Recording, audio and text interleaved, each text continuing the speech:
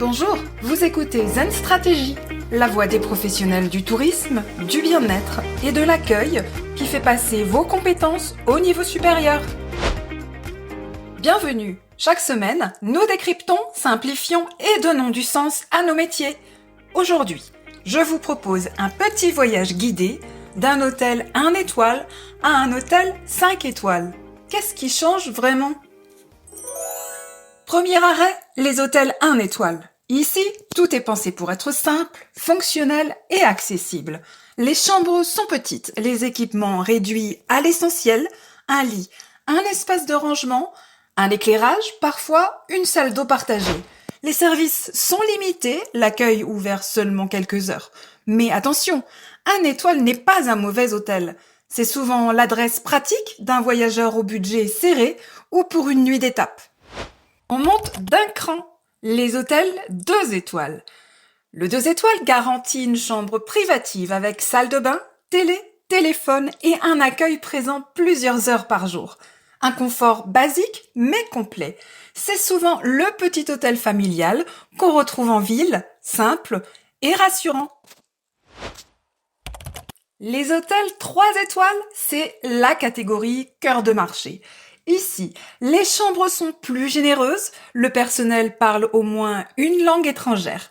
L'accueil est assuré sur une plage horaire élargie et certains services apparaissent. Espace commun, restauration légère, conciergerie de base. C'est à ce niveau qu'un hôtel commence à raconter une expérience, pas seulement à fournir un lit. Les hôtels 4 étoiles. Là, on change vraiment d'univers. Chambre spacieuse, literie de qualité haut de gamme, les équipements modernes. L'accueil devient personnalisé, le service en chambre possible, la conciergerie plus pointue. On retrouve souvent un bar, un restaurant, une salle de sport ou un spa. Dans un 4 étoiles, le client ne cherche pas seulement un lit, mais une atmosphère, un univers qui commence à créer l'émotion.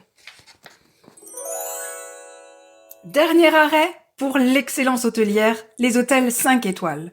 Dans un 5 étoiles, tout est pensé pour que le client se sente unique. Chambre très spacieuse, personnel multilingue, conciergerie haut de gamme, service sur mesure, installation prestigieuse, spa, piscine, suite, restaurant gastronomique. C'est la promesse d'un séjour où tout est anticipé avant même que le client en ait besoin. Alors, vu d'en haut, le classement hôtelier est une échelle de repères clairs sur le niveau de confort des services proposés. Bien qu'un établissement, une étoile, réponde à une demande de base bien précise, qui est la même qu'un 5 étoiles, à savoir ne pas dormir à la belle étoile. Et ailleurs, là où il existe d'autres univers, l'expérience client prend des formes bien différentes. Imaginez un grand domaine où tout est sur place, restaurant, spa, activités sportives, golf, animation. C'est cela un resort. En France, ce n'est pas une catégorie officielle, mais un concept marketing. Certains choisissent de demander un classement hôtelier pour afficher leurs étoiles, mais beaucoup préfèrent rester hors classement pour garder la liberté d'inventer leur propre expérience sans être contraints par une grille de critères. L'hôtel boutique. L'hôtel boutique met en avant un style et une personnalité unique basée sur un concept ou un thème qui le distingue des concurrents. Voilà ce qui nous amène à parler des hôtels à thème. Dans cette catégorie aussi, pas d'étoiles officielles. On les choisit pour l'expérience qu'ils proposent, décor immersif, storytelling et dépaysement total. Par exemple, certains escape hôtels reprennent des univers célèbres comme un établissement en Lorraine qui plonge ses hôtes dans l'ambiance d'Alice au pays des merveilles. Ailleurs, on retrouve des hôtels inspirés du cinéma, de l'époque médiévale ou même de l'espace. L'idée est simple, on ne vient pas juste pour dormir, on vient vivre une véritable aventure. Le seul impératif ici, c'est de se mettre en règle avec les normes et les lois applicables parce que les obligations légales de base ne sont pas optionnelles. Tout hébergement commercial doit s'y conformer. Les auberges de jeunesse. Là encore, pas d'étoiles, mais plutôt des standards de réseau.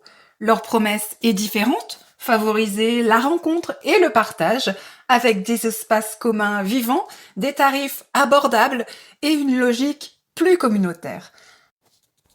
La grille hôtelière, qui valorise surtout les équipements individuels, ne reflèterait pas bien cette expérience. Cette perspective nous montre qu'il existe d'autres façons de se positionner. Certains établissements misent sur les labels privés, sur leur image de marque ou sur des services différenciants, plutôt que d'être évalués par le système du classement hôtelier.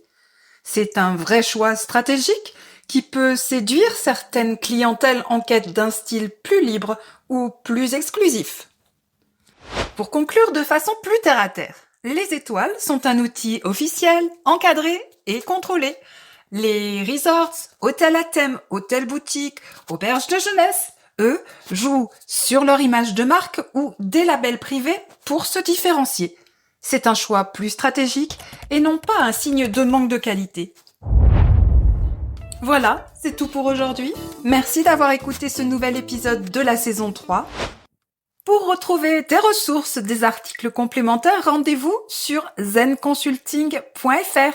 Dans le prochain épisode, nous quitterons l'hôtellerie classique pour explorer un autre univers tout aussi passionnant, le classement de l'hôtellerie de plein air, autrement dit, les campings.